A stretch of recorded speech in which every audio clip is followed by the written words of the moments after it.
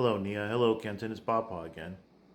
Still day 165 since you guys were ripped from our lives. Papa just wanted to start sharing some stories about when he was a kid, or at least the ones that I can. And today's story, I give you a little bit of background. Papa's childhood was not very nice. I grew up in the 1970s, 1980s, and 1990s, Brooklyn, New York, in the inner city. And your Papa was subjected to a lot of really bad things that happened to him. And I overcame those things, but despite them.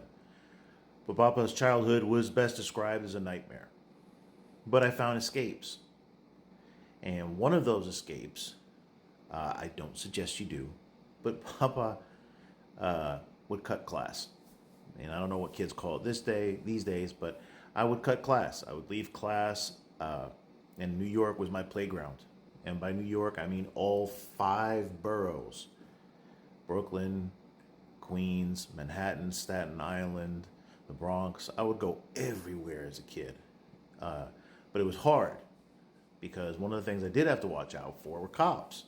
Or cops and truancy officers and stuff like that. They bring you back to school. For the most part, I'd always escape them. Hang out at Prospect Park or go hide, certain other places and stuff like that. Hang out on rooftops.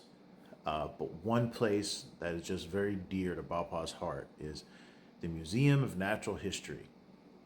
We would always laugh because to go in, you'd have to pay. There's a suggested admission price, and all the tourists would always pay the full price. But my grandfather taught me that it was suggested, meaning I could pay a nickel for 100 people to get in, and they'd have to let you in. So, Papa, as a little kid, would go, and when things got really rough, I would go to the Museum of Natural History. And it's a huge museum. It's not like museums like people think of here in Texas. The museums here are tiny. But it's huge. And what I would do, Papa was pretty smart about it. If the security guards got kind of questionable or anything, kind of looked like, hey, you're supposed to be in school today, or who are you? I would blend in with other class trips and just hang around those kids like I was one of the kids. And that's the way I would get away with it. But if you go to the Museum of Natural History, there was a place that Papa always had to go. And that place is right there with a blue whale.